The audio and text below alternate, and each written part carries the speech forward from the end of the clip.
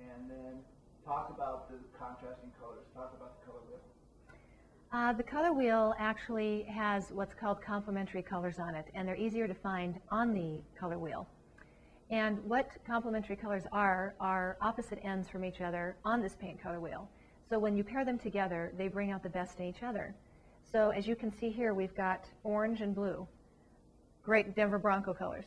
We've got red and green, your Christmas colors, but they work well together because one is warm and one is cool. And when you pair a warm and a cool tone together, they balance each other out. That's why a color wheel is so important sometimes in selecting a color for your home, because you can look and see what would work with each other. And even though they say opposites attract, in this case they really do. This has been another helpful hint from Patriot Painting.